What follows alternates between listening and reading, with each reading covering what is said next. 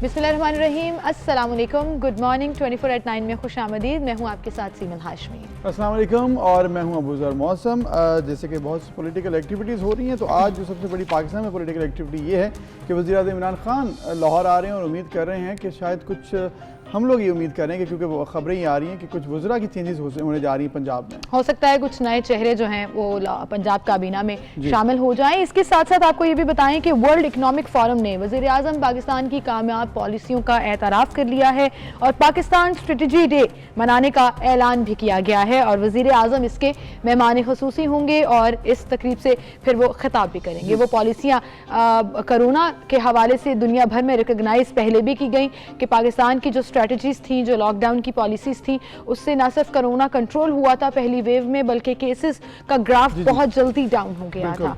सो उस चीज़ को दुनिया भी सेलिब्रेट कर रही है। बट अल्लाह ताला से हमारी ये दुआ है कि अल्लाह ताला हमें सेकेंड वेव से भी इसी तरह निकलने और इसके साथ साथ जहाँ पर पाकिस्तान का नुकसान अल्हम्दुलिल्लाह कम हुआ और आइंदा में उम्मीद करते हैं कि नुकसान कम ही रहेगा। और इसके साथ जो इकनॉमिक नुकसान था जिस पर बात की जा रही है वर्ल्ड इकनॉमिक फोरम में, कि जो डैमेज था इकॉनमी को वो कम से कम हुआ। इतने लार्ज स्केल में जब केसेस आए तो इकनॉमिक डैमेज जो था उसको कंट्रोल किया गया। तो ये पाकिस्तान की बड़ी बड़ी जीत है। WHO ने भी इस पर पाकिस्तान की तारीफ की और बहुत सी बड़ी बड़ी ऑर्गेनाइजेशन ने पाकिस्तान से मुशावरत की और इनसे स्टडी करने के लिए बात भी की कि किस तरह से आपने कोरोना के हवाले से अब तक कंट्रोल किया है। तो ये पाकिस्तान के लिए नो डाउट बड़ी अचीवमेंट है। बिल्कुल, इसके साथ साथ और भी बहुत सी खबरें जो शामिल करेंगे, लेकिन सबसे पहले नजर डाल लेते हैं टॉप स्टोरीज पर।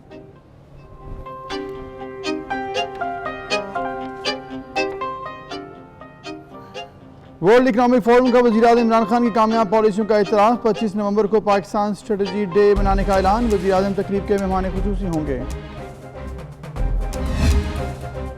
पाकिस्तान में कोरोना मजीद 59 जाने ले गया। अमवात की तादाद 7,803 तक जा पहुंची। 24 घंटों में 2944 अफराद में वायरस की तस्दीक। मुल्क भर में 3,82,892 अफराद मुतासर। फ़ाल केसेस की तादाद 42,115।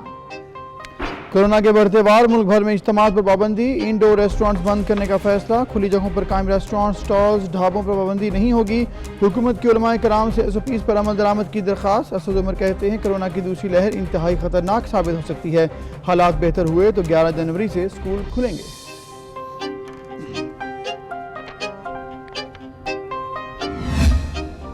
सिंध में फिर स्मार्ट लॉकडाउन। कराची में शाम 6 बजे दुकानें बंद ना होने पर इंतजामिया का एक्शन। मुतादिद दुकानें और बाजार बंद करा दिए।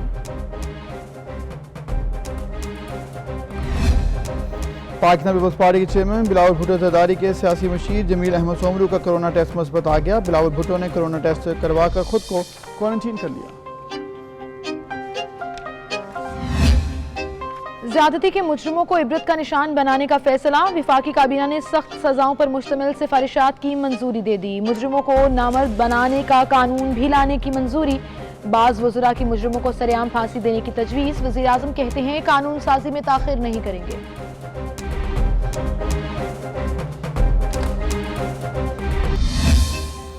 आज पाकिस्तान समेत दुनिया भर में ख़वातीन पर तशद्दुद के खात्मे का आलमी दिन मनाया जा रहा है। इस दिन के मनाने का मकसद ख़वातीन पर ज़हनी जिस्मानी तशद्दुद और उनके मसाइल से मुतालिक आगाही फराहम करना है।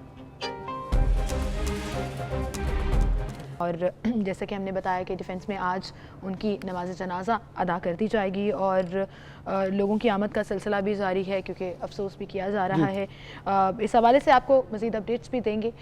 फ़िलहाल आपको ये बताते चलें कि वज़ीर-ए-आज़म पाकिस्तान इमरान खान आज एक रोज़ा दौरे पर लाहौर आएंगे और जहाँ वो बहुत सी मीटिंग्स को चेयर करेंगे और बहुत से मामलात को देखेंगे, वहीं पर फिरदौस मार्केट अंडरपास मनसूबे का इफ्तिताह भी करेंगे। तो फाइनली जी लाहौर में जो पहला मनसूबा है, बड़ा मनसूबा अंडरपास का, वो पाकिस्तान तरीके इंसाफ ने मुकम्मल कर लिया है। 6 महीने के से ज़ायद का वक्त लग गया, 3 महीने का टाइम दिया गया था, लेकिन आफ्टर ऑल चूँकि अब आज ये इफ्तिताह होने जा रहा है तो ये एक अच्छी खबर है। इसको हम सेलिब्रेट भी करेंगे कि लाहौर के जो उस इलाके के शहरी हैं उनकी ज़िंदगी में थोड़ा सुकून आएगा, क्योंकि 6 महीने से वो बेचारे इतने परेशान थे, ना रास्ते में से गुजरने का इलाका था, ना वहाँ पर जो डस्ट थी, वो बड़े परेशानी के साथ जो है सामना करते रहे। बिल्कुल। इसके साथ साथ एक रोज़ा दौरे के दौरान वज़ीर-ए-आज़म इमरान खान को वाल्टन एयरपोर्ट की जगह सेंट्रल बिजनेस डिस्ट्रिक्ट डिस्ट्रिक्ट बनाने के मंसूबे पर भी ब्रीफिंग दी जाएगी, जबकि रिवर रावी प्रोजेक्ट पर होने वाली पेशरफ से भी उन्हें आगाह किया जाएगा। और PTI के पहले फ्लैगशिप मंसूबे जिसे हम जिक्र कर रहे थे कि उनका पहला फ्लैगशिप मंसूबा है इन लाहौर,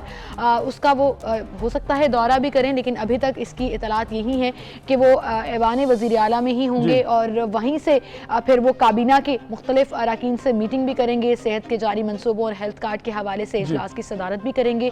कोरोना से निपटने के लिए गए जो भी इकदामात हैं पंजाब में उन पर भी वज़ीर आज़म को ब्रीफ किया जाएगा। बिल्कुल, और इसके साथ साथ ये भी कहा जा रहा है कि पंजाब काबीना में रद्दबदल का भी बिगल बच सकता है। आइंदा 24 घंटे अहम है, यानी कि वज़ीर आज़म इमरान खान जब लाहौर में ये अहम फैसले किए जा सकते हैं कि इसी दौरान वो फैसले ले लें। और फिर 3 से 4 वज़रा की बात की जा रही है जिनके नाम इस वक्त सामने आ रहे हैं, जिसमें गज़ीन अब्बासी, मुसर्रत जमशेद चीमा साहिबा और यावर अब्बास बुखारी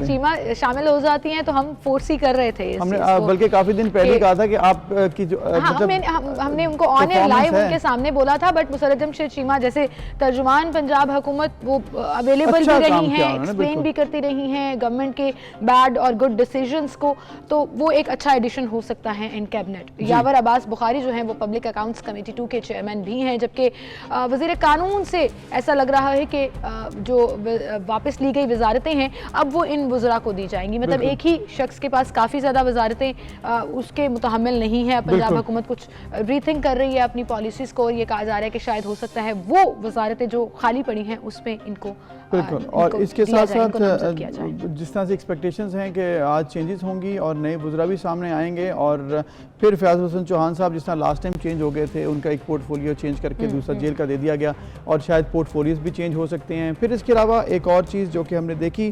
कल जो सूरत हाल नज़र आई है वो पंजाब काबीना की तरफ से कि शहबाज शरीफ और हमजा शहबाज के हवाले से अब ये कहा जा रहा है कि 5 रोज़ के लिए पैरोल पर रिहाई की मंजूरी दी गई है। कल ये फैसला भी हुआ है जब काबीना का इजलास हुआ था कि पैरोल पर रिहाई चूँकि कानूनी एक राइट है तो वो उनको ज़रूर मिलेगी। बिल्कुल, और पैरोल पर रिहाई मैयत के पाकिस्तान पहुँचने पर शुरू होगी। शहबाज शरीफ और हमजा शहबाज इस वक्त मनी लॉन्ड्रिंग केस में कोटलखपत जेल में कैद हैं और उनकी रिहाई पैरोल पर अमल में लाई जाएगी। पंजाब काबीना ने सदर नून लीग शहबाज शरीफ और उनके बेटे हमजा शहबाज की 5 रोज़ के लिए पैरोल पर रिहाई की मंजूरी दे दी, जबकि महकमा दाखिला पंजाब ने थ्रू सर्कुलेशन काबीना से मंजूरी ली और थ्रू सर्कुलेशन सूबाई काबीना से मंजूरी की समरी वज़ीर आला पंजाब को भी भिजवा दी गई। जबकि सरदार उस्मान बुज़दार ने शहबाज शरीफ और हमजा शहबाज की पैरोल पर रिहाई की पंजाब काबीना से मंजूरी लेने की भी हिदायत जारी की है। बिल्कुल, और इससे पहले नवाज शरीफ और शहबाज शरीफ की वालिदा जिस तरह आपको बता रहे हैं कि बेगम शमी अख्तर का इंतकाल चूँकि लंदन में हुआ था, तो अब उनको पाकिस्तान में लाने की तैयारियां भी जारी हैं, और ये कहा जा रहा है कि सैटरडे तक जो पहुंच सकती है मैयत और उसके बाद नमाज जनाजा होगी। तो ये तमाम मामला 1 से 2 दिन में हल हो जाएगा, और हम ये भी उम्मीद करते हैं कि इसको अच्छे तरीके से एमिकेबली इसको हल किया जाए। बिल्कुल, इस हवाले से हम बात करेंगे। सीनियर तज्ज़ियाकार सलीम बुखारी साहब ने हमें ज्वाइन किया है। अस्सलाम वालेकुम बुखारी साहब। बहुत शुक्रिया बुखारी साहब वक्त देने के लिए। सबसे पहले तो आज एक रोज़ा दौरे पर वज़ीर आज़म पाकिस्तान इमरान खान लाहौर आ रहे हैं, जहां पर वो मुख्तलिफ मीटिंग्स को चेयर भी करेंगे, और कहा जा रहा है कि PTI का पहला फ्लैगशिप मंसूबा जो है उसका इफ्तिताह भी है फिरदौस मार्केट अंडरपास।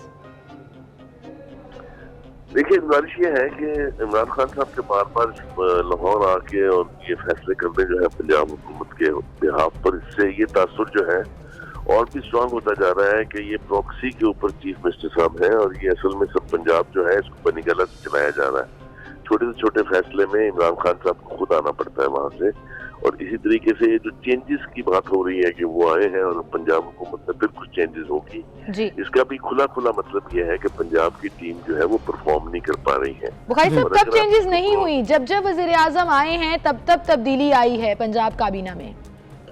जी, मैं वही अर्ज कर रहा हूँ कि इसका मतलब सिर्फ ये है कि जो भी इस वक्त टीम है पंजाब के चीफ मिनिस्टर साहब की, वो परफॉर्म नहीं कर रही है, और ये बात कोई सबूत साबित करने के लिए रॉकेट साइंस की जरूरत नहीं है। हमने पहले भी पंजाब को चलते देखा है, चाहे वो चौधरी परवेज इलाही साहब का दौर था, चाहे वो शहबाज शरीफ साहब का दौर था। ये बहुत बड़ा सूबा है, इसके बारे में कहते हैं कि governing Punjab is governing 2/3 of Pakistan. यहाँ आबादी भी सबसे ज्यादा है, यहाँ वसाइल भी सबसे ज्यादा है, तो उसके लिए यहाँ के चीफ मिनिस्टर साहब जो हैं वो सिर्फ प्रॉक्सी पर हैं, बाकी तो इमरान खान साहब खुद तमाम फैसले खुद करते हैं। अब ये जो तीसरी रीएडजस्टमेंट हो रही है या रीशफल कह लीजिएगा कैबिनेट में, इसका मतलब यह है कि खुद इमरान खान साहब भी मुतमिन नहीं है उनकी परफॉर्मेंस से।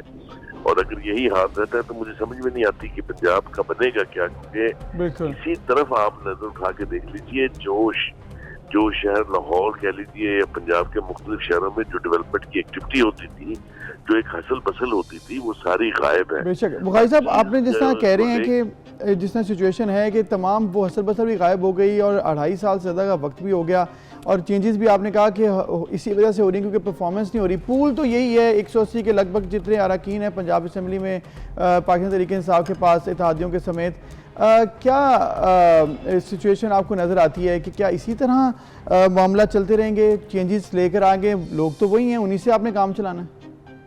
देखिए, गुजारिश ये है कि ये हरगिज़ मेरा मतलब नहीं है कि तहरीक इंसाफ के अंदर लोग नहीं है काम करने वाले, लोग हैं काम करने वाले, लेकिन किसी को इंडिपेंडेंटली काम करने दिया नहीं जा रहा है। जैसा मैंने कहा कि ये तासुर बहुत स्ट्रॉन्ग हो गया है कि बनी गला से पंजाब को चलाया जा रहा है, और जब आप इतनी दूर से बैठ के एक सूबे को चलाने की कोशिश करेंगे तो फिर हालात वही हैं। देखिए, हमें ये तासुर दिया गया था कि केपीके जहाँ पर अब 7 साल हो गए हैं वहाँ पीटीआई की हुकूमत को, वहाँ शायद दूध की नहरें बह रही हैं, लेकिन वो चाहे एजुकेशन का मामला है, चाहे सेहत के मामला जाता है, चाहे वहाँ के मनसूबे हैं, पीटीआर बीआरटी उसमें शामिल है, जिस चीज को भी वहाँ भी देख लें, वहाँ भी कोई हालत माशाल्लाह को बहुत काबिल मिसाल नहीं है। तो जो एक गवर्नेंस का एलिमेंट होता है किसी भी पॉलिटिकल हुकूमत में, वो हमें कहीं भी नजर नहीं आ रहा है। सूबे हैं दूसरे जहां उनकी हुकूमत नहीं है, उनके साथ लड़ाई जारी है। पंजाब में खास तौर से मैं बता रहा हूँ कि जहां पर कभी हमने पंजाब स्पीच और इस तरह की बातें सुनी थी कि जिसकी रिकग्निशन जो है वो चाइना, वर्ल्ड बैंक, IMF उन्होंने की थी, वहां पर बिल्कुल एक तरह का घोंसलों है, यानी जो अवामुन नास के मसाइल हैं उसके ऊपर तो तवज्जो का टाइम ही नहीं है ना किसी के पास, क्योंकि पिछलों का रोना रोते रोते 2.5 साल गुजार दिए उन्होंने, एक रत्ती का काम किसी ने करके दिया, वो चाहे मरकजी हुकूमत है चाहे वो यहाँ की है, क्योंकि मांगे तांगे के वोटों के ऊपर ये हुकूमतें कायम है दोनों जगह, सेंटर में भी पंजाब में भी। इसलिए हर वक्त ये खदशा लगा रहता है कि पता नहीं किस्मत क्या होने वाला है। कोई लेजिस्लेशन नहीं है, जो काम होता है पार्लियामेंट का करने का, चाहे वो पंजाब की है चाहे वो सेंटर की है, कोई एक बड़ा फैसला मुझे बता दीजिए किसी पार्लियामेंट में हुआ हो, किसी असेंबली में हुआ हो, सब मर्जी से चलाया जा रहा है, और जब ऐसा होगा तो फिर उसके नतीजे हमारे सामने हैं। बिल्कुल सही बुखारी साहब, मैं समझता हूँ जी ख्याल ये है कि इमरान खान साहब के अब ये जो दौरे हैं इनका ताल्लुक सिर्फ वो रावी डेवलपमेंट जो बन रही है उससे है, फोकस इस वक्त वहाँ है, क्योंकि उसके बारे में बहुत सारी बातें की जा रही हैं, बहुत सारी बातें की जा सकती हैं, लेकिन ये कबल इस वक्त होगा। मगर इस वक्त फोकस जो है सिर्फ वही है, या सिंध के वो जजीरे हैं जिनके ऊपर जबरदस्ती कब्जा करना है। ये बहुत अजीब और गरीब किस्म की गुफ्तगू है, मैं इसमें आगे जाना नहीं चाहता हूँ, लेकिन गवर्नेंस का जहाँ तक मामला है, चाहे वो पंजाब हुकूमत है चाहे मरकजी हुकूमत है, इतनी बुरी सूरत हाल है कि पूरी तारीख में इसका कोई कंपैरिजन आपको नहीं मिलेगा, चाहे बिल्कुल ठीक नहीं आ रही।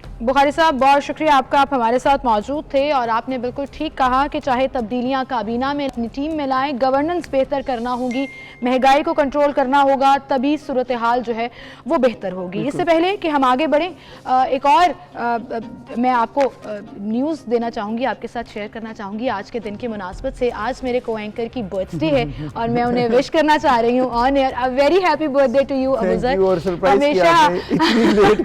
हमेशा खुश रहें आप। मैंने सोचा कि थोड़ा सा डिले कर लेती हूँ और इनको लगे कि मुझे भूल गया इनकी birthday, so a very happy birthday to you, हमेशा खुश रहें और आबाद रहें। और अभी आप मुझे सुबह बता रहे थे कि बड़ा अरसा आपकी बर्थडे के साथ कभी इमरान खान साहब की बर्थडे भी मनाया जाया करती थी। 25 नवंबर सोचा जाता था और लोग समझते थे, लेकिन फिर वो बाद में फैक्ट आ गया कि 5 अक्टूबर है। लेकिन थैंक यू आपका भी और सारी टीम का, नौमान का, फरासत साहब का, फिर सवेरा का और तूबा का, अली का, कोई भूल न जाए, और अहमद भट्ट है, और हमारे एक और NLE जी यसार साहब, उनका नाम थोड़ा मुश्किल है, मैं भूल गया। मेरे को एंकर जैसे ही मैंने उन्हें बर्थडे विश किया और मैंने उनकी तरफ देखा तो एकदम वो रेड हो गए कि ओहो ये क्या हो गया। और फिर मैं ये देख रहा था कि आपने टाइमिंग सही रखी है, थोड़ा सरप्राइज भी डालना है इसमें, वरना मैं शुरू में अगर करती थी तो फिर सरप्राइज एलिमेंट खत्म हो जाता। तो चलें हम खाना आपसे खाएंगे। पाबंदियां तो बहुत सी लग गई हैं, इंडोर रेस्टोरेंट्स की भी कि आउटडोर ही खा सकते हैं आप, लेकिन हम टेक अवे करके आपसे जरूर ट्रीट लेंगे और वो भी जो है एक part of life as well. हमारी टीम के साथ सब लोगों का जिन्होंने बर्थडे की विश किया है, उन सबको मेरी तरफ से थैंक यू वेरी मच। बिल्कुल, इसी के साथ अब हम लेते हैं एक ब्रेक और फिर हाजिर होंगे।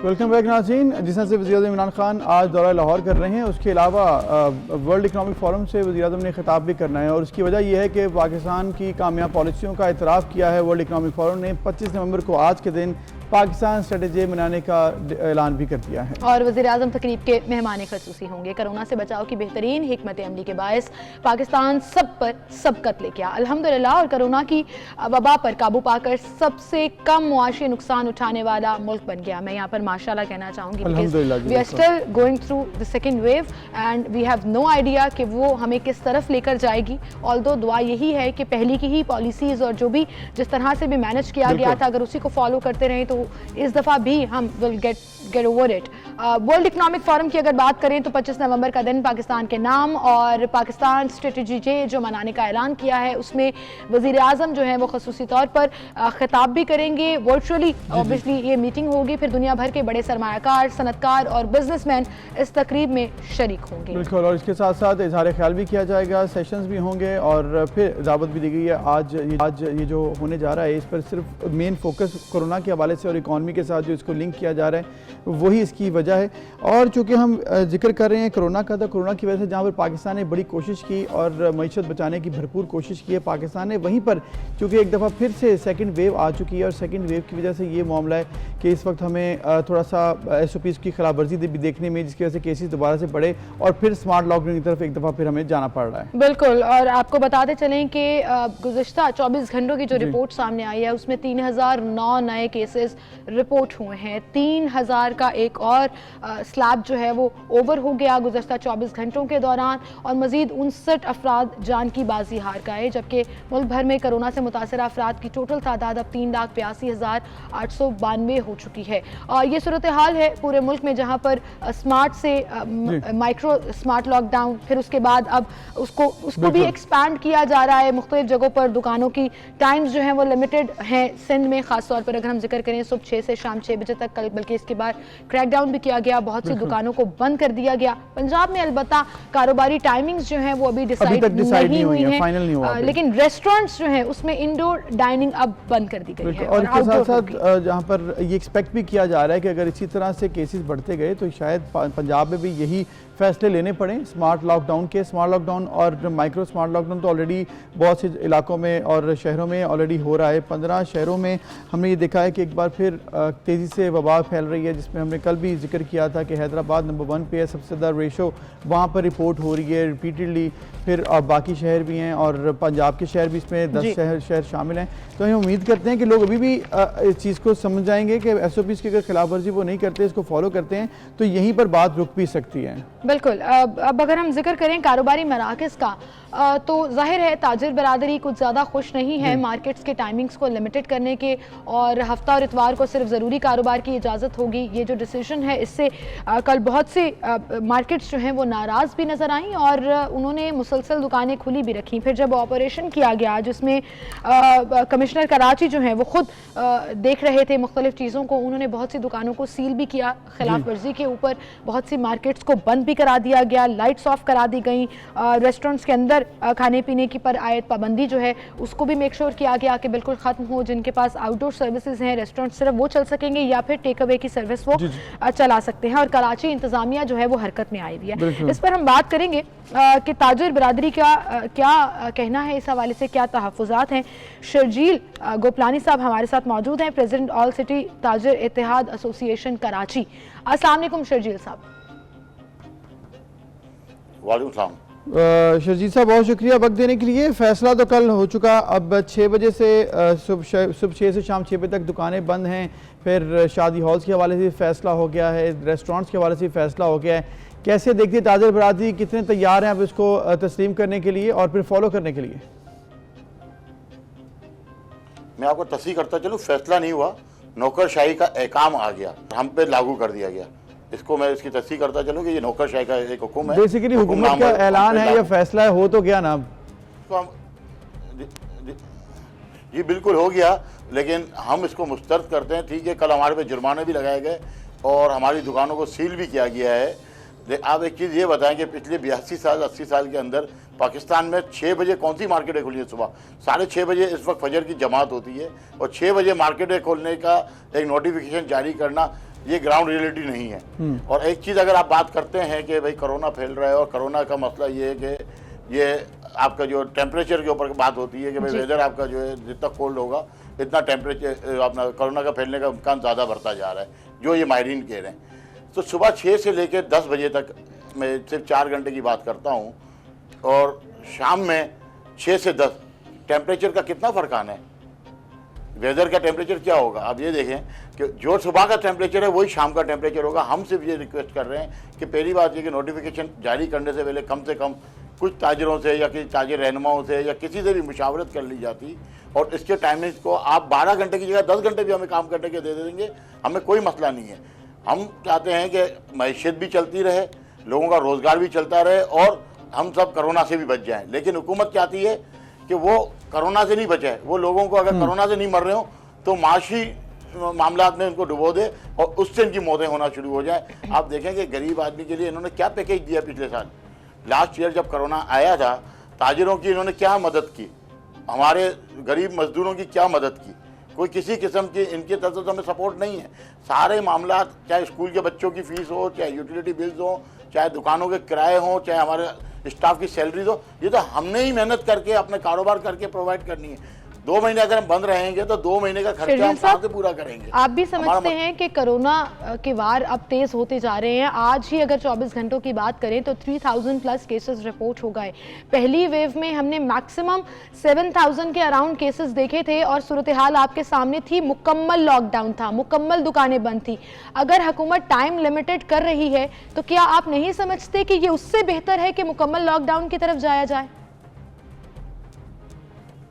बिल्कुल सही बात है कि टाइम लिमिटेड करे, लेकिन टाइम लिमिटेड वो करे जो ग्राउंड रियलिटी हो। सुबह 6 बजे दुकानें कैसे खुलेंगी? सुबह 6 बजे हम कारोबार किस तरह कर सकते हैं? अगर यही सुबह 6 बजे का टाइम है, अगर इनको 3 जगह स्प्लिट कर दिया जाए, जैसे दफातर हैं वो शाम को 5 बजे बंद हो जाते हैं, होलसेल मार्केट आप शाम को 6 बजे बंद करवा दें और जो आपकी मॉल्स वगैरह हैं वो 8 बजे बंद हो जाए। जो पूरा क्राउड एक साथ शाम को 6 बजे निकलना है वो 3 जगह स्प्लिट भी तो हो जाएगा और फिर सुबह आपके दफातर 8 बजे आप खोल दें, मार्केट्स आपकी जो है 10 बजे खुल जाए, होलसेल मार्केट 9 बजे खुल जाए। शर्जील साहब, आप चूँकि प्रेसिडेंट हैं ऑल सिटी ताजिर इत्तेहाद एसोसिएशन के, तो जब ये आपने कहा कि ये हुक्म सादर कर दिया गया है नौकरशाही की तरफ से, कोई मुशावरत, कोई मीटिंग्स कोई हुई थी जहाँ पर ये बात उठाई हो आपने या फिर आपकी एसोसिएशन की तरफ से किसी ने भी नुमाइंदगी की हो? तो नहीं, किसी ने हमसे कोई मुशावरत नहीं की, जबकि पिछले दौर में हम ऑन बोर्ड रहे सीएम साहब के साथ और आखिर में जब दुकानें उन्होंने खोली हैं तब भी हम उनके साथ बैठे रहे। पिछले दौर में हमने 12 मीटिंग्स की और 12 दफ़ा बताएं ये प्रॉब्लम्स आ रही हैं और उसका आप देख लें कि जो साइड इम्पैक्ट आया है। रियाज बिल्डर ने खुदकुशी की, एक आपके कार डीलर ने खुदकुशी की, इसके अलावा बहुत से ताजिरों ने खुदकुशियाँ की हैं और इस्लाम में खुदकुशी हराम है। आप खुद सोचें कि पिछली वेव में ताजिरों का इतना बड़ा नुकसान हुआ, हमारे मुल्क की मैशियत का नुकसान हुआ, लेकिन इससे हमने सबक नहीं लिया। याद होना तो ये चाहिए था कि ये लॉकडाउन हमने तैयारी पहले कर लेनी चाहिए थी। हुकूमत हमें बुलाती कि भाई ये ही हमने ऑप्शंस रखे हुए आपके लिए और आप लोगों ने इस तरह बंद करना है। बिल्कुल बंद कराएं, हम तैयार हैं। आप हमारे दुकानों के किराए दे दें, हमारे बच्चों की स्कूल की फीसें पे कर दें, हमारी यूटिलिटी बिल जितने दिन बंद हो ये हुकूमत अपने ऊपर ले ले। हमें घर से निकलने की क्या जरूरत है? हमें अपनी जाने अच्छा शर्जील साहब, मरेंगे तो हम ही मरेंगे। जी जी, आप जो कह रहे हैं कि मुआशी तौर पर ताजिर बिल्कुल गैर मुस्तहकम हो जाता है, उसमें नो डाउट सदाकत है, लेकिन अगर हम पूरे कंट्री के कोरोना केसेस और रीजन वाइज जिक्र करें तो सिंध में इस वक्त सबसे ज़्यादा केसेस हैं और आप भी ये बेहतर तौर पर समझते हैं कि मार्केट्स के अंदर, बाज़ारों के अंदर ताजिर बरादरी SOPs को फॉलो नहीं करा पाती है। हाँ, मैक्सिमम ये हो पाता है कि दुकान के अंदर दाखिल होने की इजाज़त नहीं होगी विदाउट मास्क, लेकिन जहाँ लोग हजूम में गुजर रहे हैं, गुजरगाहों से आपने भी देखा है लोग मास्क नहीं पहनते हैं, सोशल डिस्टेंसिंग को फॉलो नहीं करते हैं। तो ऐसे नहीं होगा कि लिमिटेड टाइम करके हुकूमत ये करना चाह रही है कि लोग सिर्फ जरूरत के तहत बाजार में आए, लग्जरी के तौर पर बाजारों में ना आए, क्योंकि कोरोना केसेस को तो कंट्रोल करना ही है। बिल्कुल आप सही कह रही हैं कि देखिए हमने अपने तौर पे तो जितनी SOPs पे अमल हो सकता है वो हमने किया। अब जो लोग घरों से बाहर निकल रहे हैं या रोडों पे हैं, ये इंतजामिया की जिम्मेदारी थी कि लोगों को इन दौरान 1 साल के अंदर इतनी अवेयरनेस दे देते कि कोई शख्स भी बगैर मास्क से घर से बाहर नहीं निकलता, कोई शख्स भी बगैर अवेयरनेस और नो अवेयरनेस आप समझते हैं हमारी आवाम कितना फॉलो करती है? नहीं, अवेयरनेस देखें आप, हमने बच्चों को स्कूल जाना शुरू किया है आज से। अगर 20 साल 30 साल पहले देखें कि लोग जो है इंटर तक आप तालीम हासिल करते थे, मास्टर और ग्रेजुएशन नहीं करते। आस्ते आस्ते लोगों को अवेयरनेस बढ़ती गई कि इस तालीम को हमें क्या फ़ायदा होगा। इसी तरीके से अगर हम 1 साल तक हमारी इंतज़ामिया लोगों को अवेयरनेस देती रहती, आपके मीडिया के जरिए जो है वो स्लाइड्स चला, लेकिन ये तो कर रहे थे शर्जील साहब, ये तो हो रहा था, इसकी कोशिश तो की जा रही है मुस्तकिल बुनियाद पर, लेकिन दोबारा से जो अटैक हुआ है सेकंड वेव का, उसकी वजह से फैसला लेना पड़ा है। और इसके साथ साथ एक और चीज़ भी थी कि जो ताजिर बरादरी है उसमें कोई शक नहीं है, उन्होंने तो कोशिश की होगी कि, लेकिन जो लोग हैं जो कस्टमर होते हैं वो फॉलो नहीं कर रहे थे। ना सोशल डिस्टेंस हो रही है और रेस्टोरेंट्स में, चाहे वो शादी हॉलों में है या फिर वो कहीं कारोबारी मार्केट्स में है, कहीं पर SOPs की जो है फॉलोइंग नहीं देखी हमने, ना मास्क लोग पहनते थे। तो इसकी वजह से भी तो मामला बढ़ गए हैं। तो आपने तो अंडरटेकिंग भी दी हुई थी, आपने कहा भी था, यकीन दहानी कराई थी कि फॉलो करवाएंगे, लेकिन नहीं हुआ। नहीं, ऐसी बात नहीं है। ये जो अभी आप लहर आई है, जो कोरोना बढ़ा है, उसके सबसे बड़ा रीज़न जो है वो सियासी जमातों के जलसे हैं। आप देखें कि जो पिशावर में जलसा हुआ है, या तो कराची से लोग गिलगित बल्तिस्तान गए हैं जलसों में शरीक होने के लिए, लारकाना से गए हैं, नवाबशाह से गए हैं। ये आप इनके मिनिस्टर्स को, अगर कोरोना हुआ है तो आप देखें वो गिलगित बल्तिस्तान से आए हैं, तो इनको मिनिस्टर्स को कोरोना हुआ है। इन्होंने कितनी SOPs को फॉलो किया? जो हमारे अकाबरीन हैं, जो हमारे लीडर्स हैं, वो कितनी SOPs को फॉलो कर रहे हैं। इनके जलसे जुलूस के लिए तो कई SOPs की जरूरत नहीं है। मुल्क का माशी निज़ाम चलाने के लिए आपको दुकानें बंद करने की जरूरत है। मुल्क का माशी निज़ाम, लोगों को भूखा मारने की जरूरत है। ये जिम्मेदारी स्टेट ले ले कि लोग भूख नहीं मारेंगे, लोगों का ये माशी मामला हल कर देंगे। हमें क्या जरूरत है दुकान पे जाने की? हम भी घर बैठेंगे, हमें कोई मसला नहीं। हम अपने बच्चों की जाने रिस्क में डालें या हम अपनी जाने रिस्क में डालें। आपके तमाम तहफ़्फ़ुज़ात एक जगह और आपकी तमाम कंसर्न्स एक जगह, लेकिन अब डिसीजन हो गया। तो शर्जील साहब, कल जैसे हमने देखा कि मुख्तलिफ जगहों पर कमिश्नर कराची से लेकर कराची की इंतज़ामिया काफ़ी एक्टिव रही। वो डॉलमेन मॉल से लेकर आम बाज़ार तक जो दुकान खुली थी उनको सील भी किया गया, जुर्माने भी किए गए, दुकानें बंद भी कराई गई। आज भी कुछ ऐसा ही देखने में आएगा, या आप अपनी ताजिर बरादरी को कहेंगे कि हुकूमत का जो फैसला है उसके ऊपर अब फॉलो कर लेना चाहिए? क्या प्लानिंग है आपकी फ्यूचर के लिए? देखिए, मैं आपको ये बताऊं, इससे नफरतें बढ़ रही हैं। कल ताजिरों ने जिस तरीके से जो हमारे से बातें की हैं और जो उनके दिलों में नफरतों बढ़ती गई, इसकी वजह मैं बताता चलूं। अगर आपने जुर्माना करना था तो 500,000 जुर्माना, मतलब ये है कि तंबी करना, ठीक है। आप 500,000 रुपये का भी जुर्माना कर सकते थे, 50,000 या 5 लाख का जुर्माना करने की जरूरत नहीं थी। ये तासुब परस्ती है, ये कौम परस्ती है और ताजिरों के साथ बहुत बड़ी लेकिन ज्यादती आप है। देखिए ना, ताजिर फिर मान भी तो नहीं रहे ना, दुकानें भी खोली उन्होंने और टाइम गुजरने के बावजूद कारोबार किया। जी सॉरी, मैंने कहा दुकानें भी खोली ताजिरों ने, टाइम गुजरने के बाद भी कारोबार किया। तो जब गवर्नमेंट की रेट को चैलेंज करेंगे तो फिर गवर्नमेंट एक्शन लेगी। देखिए, गवर्नमेंट की रेट हम चैलेंज नहीं कर रहे। हम गवर्नमेंट को बोल रहे हैं आप 6 से 6 बजे तक का 12 घंटे हमें दे रहे हैं ना। आप हमें 10 से 8 बजे का टाइम 10 घंटे दे दें, हम 2 घंटे आपको और दे रहे हैं कि भाई आप जो है इसको बंद कर दें, कोई इशू नहीं है। मसला इशू ये है इनकी अनापरस्ती टाइमिंग का, टाइमिंग है कि इन्होंने मुल्क का माशी निजाम तबाह करना है। ठीक है। तो शर्जील साहब, अब आपकी डिमांड एक दफा फिर सामने आई है कि आप कह रहे हैं 10 से 8 बजे तक होनी चाहिए दुकानें। तो आप ये बता दें कि आइंदा का लाहेमल क्या है, ताजिर बरादरी क्या सोच रही है, क्या करने जा रहे हैं आप? दोपहर को 12 बजे हमारी प्रेस कॉन्फ्रेंस है। तमाम ताजिर तंजीमें आज जो है प्रेस कॉन्फ्रेंस कर रही हैं और 12 बजे हम अपने लाहेमल का ऐलान कर रहे हैं। तमाम ताजिर तंजीमें वहाँ मौजूद होंगी, जिसमें defence Clifton real estate association, all Pakistan restaurant association और तमाम मार्केट्स जो हैं वहाँ मौजूद होकर आज अपने हम लाहेमल का 12 बजे ऐलान कर रहे हैं। और हम नहीं चाहते कि हम कानून हाथ में लें या अमन को हाथ में लें या हमारी दिलों में नफरतें पैदा हो। हुकूमत भी लचक दिखाए और जो ग्राउंड रियलिटी है उस पर काम करे ताकि हम कोरोना से ही बच पाएँ और हमारी माशी निज़ाम भी चलता रहे। बिल्कुल बिल्कुल ठीक। शर्जील साहब, आपका बहुत शुक्रिया, आप हमारे साथ मौजूद थे। ताजिर बरादरी अपने कंसर्न से हमें आगाह कर रही थी कराची में, जहां पर ये इम्प्लीमेंट हो चुका है कि सुबह 6 से शाम 6 बजे तक दुकानें खुलेंगी। और उन्होंने कहा कि टाइमिंग्स को रीथिंक करें, सुबह 4 घंटे का रिलीफ दे दें। हम मार्केट्स 10 बजे खोलना चाहते हैं और रात 6 बजे की बजाय हमें 10 बजे तक का टाइम। और इसमें एक चीज़ बड़ी इंपॉर्टेंट है कि 6 बजे ऑब्वियसली बड़ा मुश्किल होता है सबके लिए बाज़ारों में पहुँचना और 6 से पहले तमाम चीज़ों को कंप्लीट करना। तो पीक पॉइंट ठीक है ये, अगर इस पर बात हो, रीथिंक हो, थोड़ी सी टाइमिंग प्लस माइनस कर दें और ताकि ताजिर बरादरी अपने कारोबार भी कर सके और SOPs की खिलाफवर्जी भी उस हद तक ना हो। सबसे इम्पोर्टेंट ये है मेजर स्टेक होल्डर्स को ऑन टेबल लेकर आएं, कुछ अपनी उनको समझाएं, कुछ उनकी समझें और फिर मिलकर डिसीजन करें, because that's how we gonna cooperate. हर तबका तभी कॉपरेट करेगा जब मामला सभी का है, सभी इससे अफेक्ट हो रहे हैं। एग्जैक्टली। हम चलते हैं एक ब्रेक की तरफ, फिर हाजिर होंगे।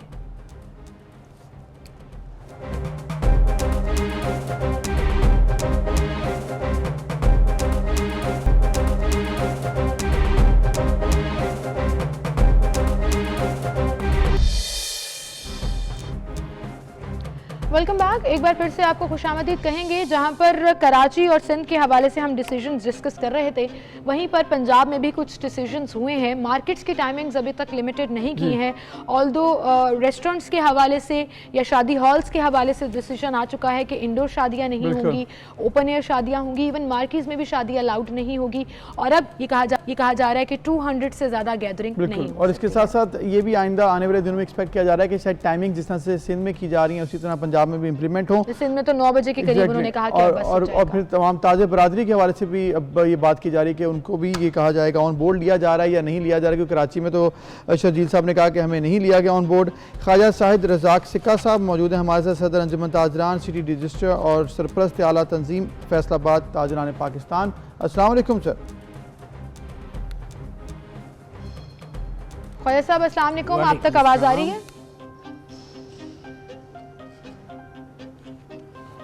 आ रही है आवाज़ जी, आ रही है। ठीक। ख्वाजा साहब, सिंध में तो ये डिसीजन हो गया सुबह 6 से शाम 6 बजे तक, और कल हमने देखा कि ताजरों की जुर्माने भी किए गए, दुकानें भी सील की गई। पंजाब में अभी तक डिसीजन नहीं आया, लेकिन एक्सपेक्टेड है, जिस पर ऑलरेडी आप लोगों के इजलास भी हो रहे हैं। क्या कहेंगे आप अगर पंजाब में भी इस तरह का कोई डिसीजन आ जाता है जिसमें मार्केट को टाइम लिमिट कर दिया जाता है?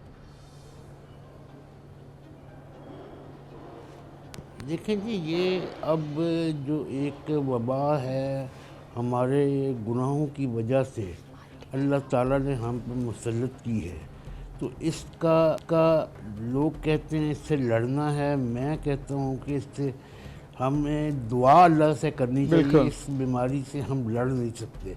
जहाँ तक दुकानों की टाइमिंग का मसला है, वो अभी तक सिंध में तो जैसे आपने भी बताया, सबको पता है कि डिसाइड हो गया है, मगर अभी तक यहाँ पे कोई ऐसा ना हमारी कोई मीटिंग बुलाई गई है, ना हमसे कोई मशवरा किया गया है।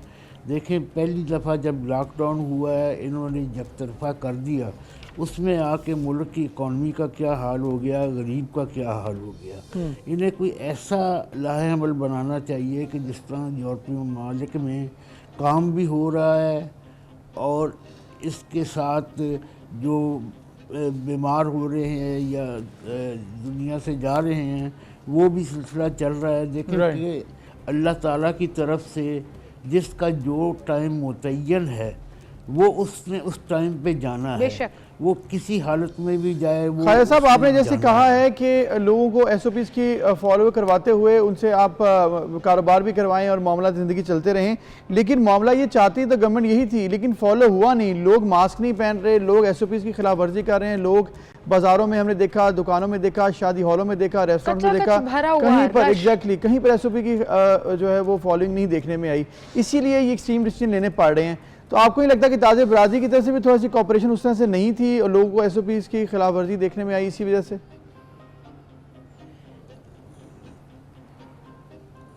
देखें जी, आप बिल्कुल सही कह रहे हैं कि देखें कि ये एक वबा जो है पहली दफ़ा आई है और लोगों को इसको लोग अभी उस पहली जब वेव आई है तो लोग इसको मजाक समझ रहे थे कि ये है भी कि नहीं है। तो लोगों को अवेयरनेस देने के लिए टीवी पे कैंपेन तो चलाई गई, अखबारात में चलाई गई, मगर उन्हें कहीं 10-10, 20-20 लोगों को बिठाकर अगर लेक्चर दिया जाता तो शायद ये लोग SOPs पे अमल दरामद करते। हमने बड़ी कोशिश की है और अल्हम्दुलिल्लाह फैसलाबाद में तकरीबन मैं कहूँगा कि 30 से 35% लोगों ने इस पे अमल SOPs पे किया मगर शादी हाल का जहाँ तक तल्लक है वहाँ नहीं हो रहा बिल्कुल, जिसकी वजह से अब ओपन इन्होंने किया है। जी जी अब बिल्कुल। ओपन में आके प्रॉब्लम ये है, आगे सर्दी इतनी ज़्यादा आ रही है कि लोग कैसे बाहर बैठेंगे। तो इसको भी एडजस्ट किया जा सकता है कि लोगों से रिक्वेस्ट की जा सकती है कि आप रात की बजाय दिन के फंक्शन कर लें, बिल्कुल दोपहर के कर लें। सही। अब देखें, हमें हमारी हुकूमत को भी पता था कि, और हमारे लोग जो साइंटिस्ट हैं उनको भी पता था कि इसकी दूसरी लहर आनी है, मगर पहली लहर जब आई तो उसके बाद इन्होंने एकदम से लॉकडाउन खत्म कर दिया। इस शेखर साहब, आपने कहा कि गवर्नमेंट को पता था तभी गवर्नमेंट ये पॉलिसीज बना रही है। अब आपने यूरोपियन कंट्रीज की मिसाल दी कि जैसे यूरोपियन और वेस्टर्न कंट्रीज में चल रहा है वैसे चला लें, तो वहाँ केसेस की रेशो पाकिस्तान के कंपैरिजन में बहुत ज़्यादा आई है, पहली वेव में भी और सेकेंड वेव में भी। पाकिस्तान की तो दुनिया तारीफ कर रही है पॉलिसीज के हवाले से कि इन्होंने कोरोना को कंट्रोल कर लिया, तो हम सबको भी तो अपना रोल प्ले करना होगा जिसमें हम अपनी हेल्थ को प्रायोरिटी दें और गवर्नमेंट के साथ मुशावरत का डिमांड सामने जरूर रखा जा सकता है कि मेजर स्टेक होल्डर्स को गवर्नमेंट ऑन बोर्ड ले और कुछ ना कुछ डिसाइड करे। आप क्या कहते हैं इस पर?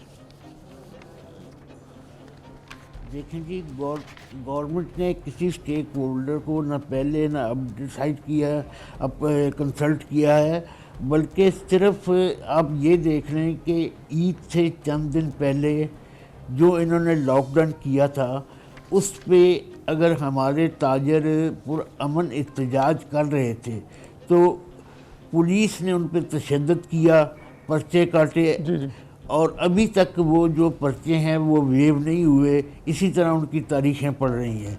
बात यह है कि हमने जीना है, अपने लिए जीना है और आवाम के लिए जीना है। तो ये अब तो हमें साल 2 साल इस चीज़ को देख के चलना भी होगा, कोरोना के साथ जीना होगा और इसके साथ जीना सीखना होगा। तो एसओपीज़ की खिलाफवर्जी लोगों को यकीन दहानी करवानी चाहिए कि वो नहीं कराएंगे। बहुत शुक्रिया आपका, आपने हमें वक्त दिया और बताया कि इस वक्त सिचुएशन क्या है।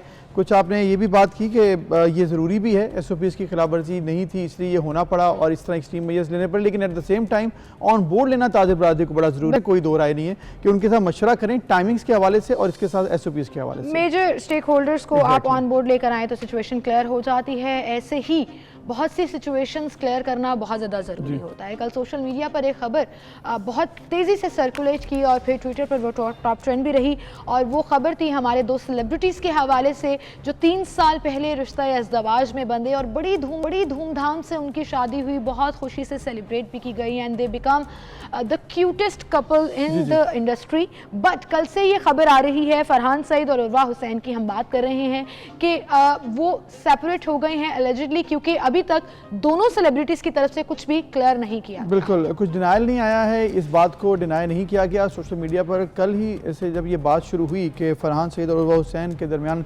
सेपरेशन हो गई है, तो उसके बाद ट्विटर पर ये टॉप ट्रेंड भी जिस तरह से हम बात कर रहे हैं, फिर लोगों ने इस हवाले से अपने इजहार भी किया। कुछ लोगों ने बड़े दुख का इजहार किया, बड़ा सैड हुए लोग कि ऐसे नहीं होना चाहिए था, क्यों हुआ। लेकिन एक चीज़ कि अभी तक फरहान सईद और उर्वा की जानिब से इसकी डिनाइल नहीं आई है, तो दैट मीन्स लोग ये एक्सपेक्ट कर रहे हैं, लोग ये सोच रहे हैं या ये कंक्लूड कर रहे हैं कि वाकई इसमें सदाकत है। बिल्कुल। और कुछ रिपोर्ट्स ये भी आ रही हैं कि उनके आपसी डिफरेंसेस की वजह से now they have mutually decided to part their ways. और ये हम जो तस्वीर देख रहे हैं, लोगों ने कल उनकी बेशुमार जो 3 साला शादी की तस्वीर हैं वो प्रपोजल से लेकर, फरहान सईद ने उन्हें आईफिल टावर के सामने पेरिस बड़ा फिल्मी अंदाज में जब प्रपोज किया था और सभी ने ये कहा कि जैसे भी आप मतलब फिल्मी अंदाज से इतना ज्यादा रोमांटिक तरीके से जब प्रपोज हुआ तो उसका एंड इतनी जल्दी ना अफसोसनाक है अगर ये हुआ तो। बिल्कुल हार्ट ब्रेकिंग न्यूज करार दिया जी आपके फैंस ने। तो फरहान और उर्वा लोग इंतजार कर रहे हैं कि या तो आप इस न्यूज़ को क्लियर कर दें और अगर ये झूठ है तो फौरन आपको इसको डिनाई करना चाहिए, लेकिन अगर सच है तो I think you owe it to your friends कि आप अपनी खुशियाँ और हर चीज़ जब शेयर करते हैं अपने सोशल मीडिया के ऊपर और लोगों को अपनी ज़िंदगी का हिस्सा बना लेते हैं, तो आई थिंक अगर आपने इतना बड़ा डिसीजन लिया है और अगर ये नहीं लिया, जो भी है उसको क्लियर करना मुझे लगता है बहुत ज़्यादा। बिल्कुल, इसके साथ एक ब्रेक लेते हैं फिर मिलेंगे।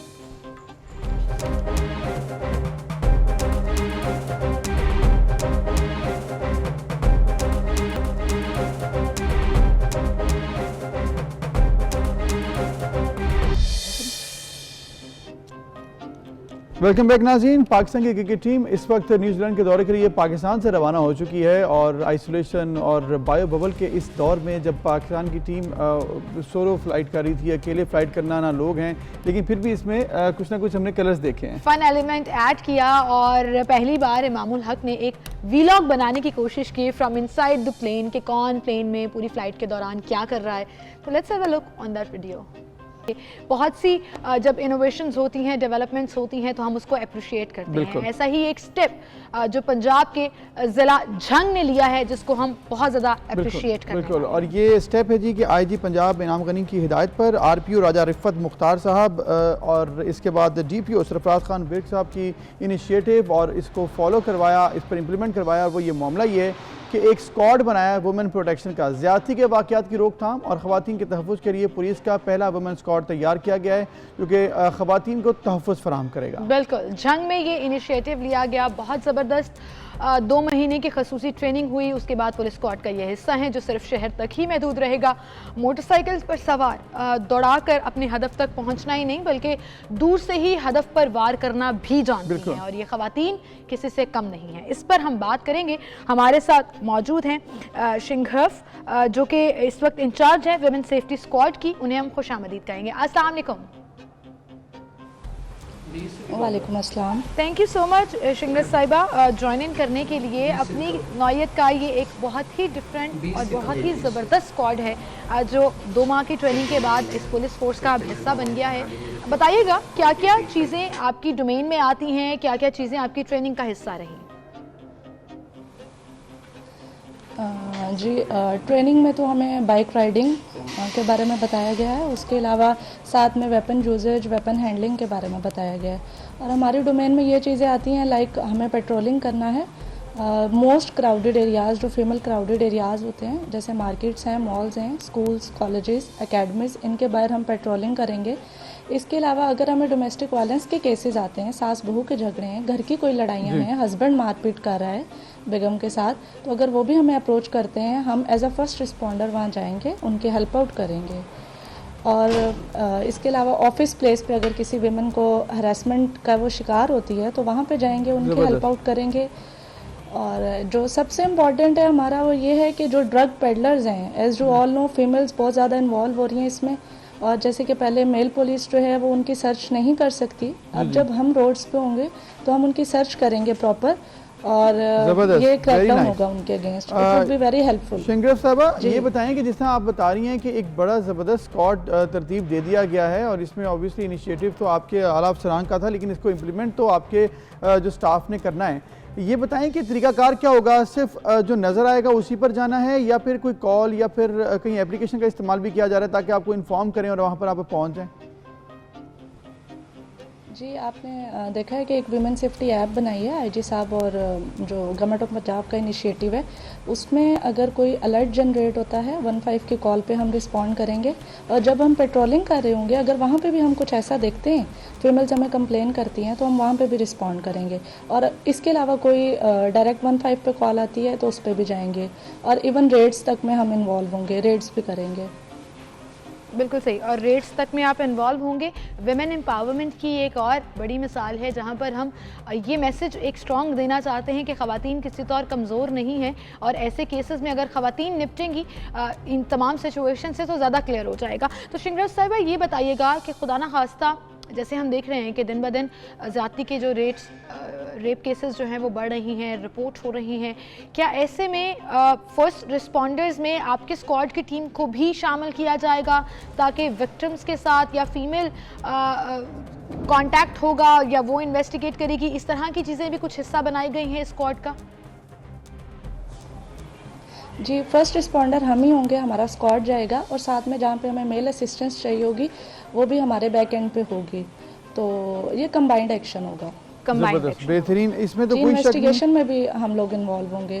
इसमें कोई शक नहीं है शेंगेव साहिबा कि ज़िला जंग बाजी ले गया इसमें, और सबसे आगे आपके ज़िला ने और आपके जो पुलिस डिपार्टमेंट के जो अफसरान हैं जो इस इलाके से मुंसलिक हैं, उन्होंने इनिशिएटिव लेकर बहुत बड़ा ये कदम उठाया है। तो क्या वैसे मोरल कैसा है, क्या आप सोच रहे हैं इसको लेकर, क्योंकि बड़ी जिम्मेदारी है, बड़ी भारी जिम्मेदारी है, और ये जो वाक़यात हरासमेंट की और ज़्यादती के केसेस बढ़ते हैं रोज़ाना की बुनियाद पर हम देख रहे हैं, तो इसको काउंटर करने के लिए कैसा इनिशिएटिव है आपकी पुलिस डिपार्टमेंट में, कैसा इसके लिए रिस्पॉन्स है?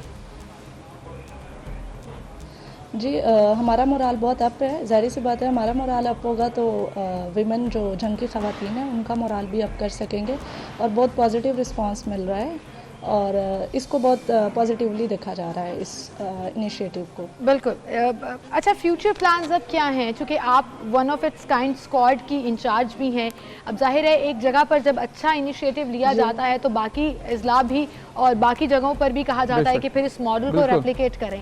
तो क्या इस तरह से कोई प्लानिंग की जा रही है कि बाकी जगहों को भी ऑन बोर्ड लाया जाए, वहाँ पर जाकर भी ये इनिशिएटिव लिया जाए?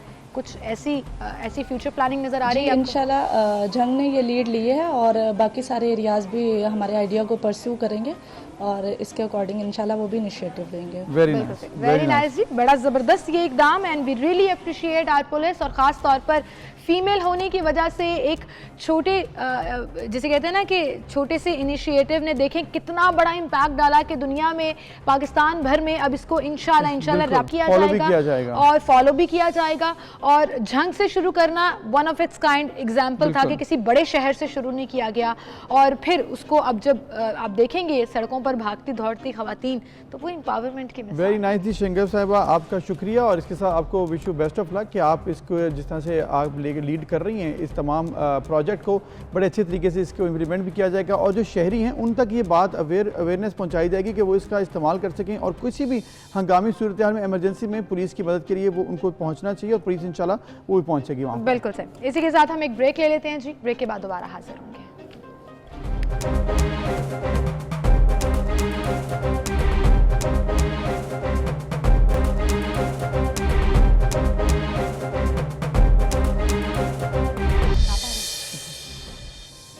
वेलकम बैक नाज़रीन। गिलगित बल्तिस्तान में इलेक्शंस तो हो गए, लेकिन उसके बाद की सूरत हाल कुछ वाज़ेह नहीं हुई। उसमें वाज़ेह तो रिजल्ट्स तो आ गए हैं, लेकिन ऐसे लगा कि तमाम जो पार्टीज थी उन्होंने एक्सेप्ट नहीं किए रिजल्ट्स, और एहतजाज इस वक्त भी जारी रहे। बिल्कुल, और आपको बताएं जो नोटिफिकेशंस जारी किए गए हैं वो भी रिजेक्ट किए जा रहे हैं, और कहा जा रहा है अपोजिशन की तरफ से कि ये रिजल्ट्स जो हैं वो रिग्ड हैं और हम इन नताइज को नहीं मानेंगे। कल बड़ा जिसे कहते हैं ना पुरजोर एहतजाज किया गया पीपल्स पार्टी की तरफ से, टायर्स को आग लगाई गई और बाकायदा नारे बुलंद भी किए गए। इस हवाले से हम बात करेंगे। पीपल्स पार्टी गिलगित बल्तिस्तान के प्रेसिडेंट अमजद एडवोकेट साहब हमारे साथ मौजूद हैं। अस्सलाम वालेकुम अमजद साहब। जी अमजद साहब, बहुत शुक्रिया वक्त देने के लिए। अब तो रिजल्ट्स आ चुके हैं, और जिस तरह से बात की जा रही है कि पाकिस्तान तहरीक इंसाफ हुकूमत बनाने में कामयाब हो जाएगी, लेकिन पीपल्स पार्टी की जानिब से धरने भी दिए गए, भरपूर एहतजाज भी किए गए हैं, इमलाक को भी नुकसान पहुँचाया गया, सरकारी गाड़ियाँ भी जलाई गई। क्या सूरत हाल है, ये किस तरफ जा रही है बात, क्या करने जा रहे हैं आप आगे? सर मसला बुनियादी तौर पे ये है कि ये गिलगित बल्तिस्तान की तारीख के बदतरीन इलेक्शंस हैं, और गिलगित बल्तिस्तान की तारीख में ये बदतरीन धांधली हुई जो कि पाकिस्तान तहरीक इंसाफ ने गिलगित बल्तिस्तान के अंदर जो वफाकी मुलाजमीन हैं उनके ज़रिए की। ये पहली दफ़ा हुआ गिलगित बल्तिस्तान की तारीख में कि पाकिस्तान तहरीक इंसाफ का पाकिस्तान पीपल्स पार्टी से मुकाबला हुआ। मुकाबले से ये जब इलेक्शन अनाउंस हुआ तो चूँकि Pakistan Peoples Party grass root के ऊपर एक पार्टी यहाँ पे मौजूद थी, पाकिस्तान तहरीक इंसाफ की पार्टी यहाँ पे मौजूद नहीं थी। पाकिस्तान तहरीक इंसाफ ने अपनी पार्टी बनाने के लिए सबसे पहले तो काम ये किया कि मुस्लिम लीग नून के बहुत सारे जो मिनिस्टर्स थे उनको तोड़े, उनको अपनी पार्टी में शमूलियत करवाई। मुस्लिम लीग नून के तकरीबन 8 से 9 जो सीनियर उनके पॉलिटिशियंस थे उनको पाकिस्तान तहरीक इंसाफ में शामिल करवाए। उसके बाद जब इलेक्शन अनाउंस हुआ, 18 अगस्त को इलेक्शन होना था, 18 अगस्त को इलेक्शन जब शेड्यूल के ऊपर इलेक्शन होने लगा तो उनको ये समझ आ गई कि शायद वो इलेक्शन लड़ने की पोजीशन में नहीं है, तो इलेक्शन पोस्टपोन करवाया गया और 15 नवंबर के लिए इलेक्शन की डेट फिक्स हुई। और जब 15 नवंबर के लिए इलेक्शन डेट फिक्स हुई तो उसके बाद जब रिटर्निंग ऑफिसर्स की अपॉइंटमेंट हुई तो सबसे पहले रिटर्निंग ऑफिसर, चूँकि हम वफाकी हुक्मरान जमात के खिलाफ इलेक्शन लड़ रहे थे और वफाकी एम्प्लॉइज़ को गिलगित बल्तिस्तान के अंदर तमाम जो कंस्टिट्यूंसीज हैं उनमें पोलिंग ऑफिसर्स अपॉइंट किए गए। रिटर्निंग ऑफिसर्स जितने भी थे कंस्टिट्यूंसीज के अंदर वो फेडरल एम्प्लॉइज़ को, और डिस्ट्रिक्ट रिटर्निंग ऑफिसर्स भी फेडरल एम्प्लॉइज़ को यहाँ पर तैनात किए गए। इलेक्शन कमीशन को हमने दरख्वास्त दी, हमने ऑब्जेक्शन किया कि जितने साबिका इलेक्शंस हुए हैं वो जुडिशल ऑफिसर्स ने कंडक्ट किए हैं। आप चूँकि हमारा मुकाबला फेडरल गवर्नमेंट से है, आप फेडरल गवर्नमेंट के एम्प्लॉइज़ को गिलगित बल्तिस्तान में रिटर्निंग ऑफिसर्स और डिस्ट्रिक्ट रिटर्निंग ऑफिसर्स आप अपॉइंट ना करें, सही, जुडिशरी को ये असाइनमेंट दे दें और जुडिशरी के लिए के जरिए करें। ठीक है। लेकिन हमारी बात तस्लीम नहीं।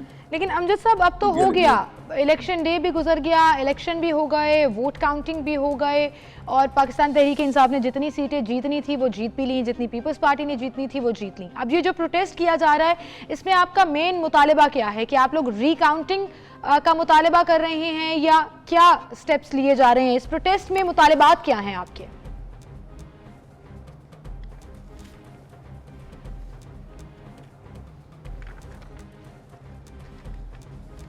अमजद साहब की आवाज़ हम तक नहीं आ पा रही है, उनसे हम दोबारा जानेंगे। फ़िलहाल ये मनाज़र आपको हम दिखा रहे हैं गिलगित बल्तिस्तान के, जो कि गुज़श्ता कुछ दिनों से वहाँ पर प्रोटेस्ट चल रहा है। अमजद साहब आप तक आवाज़ आ रही है?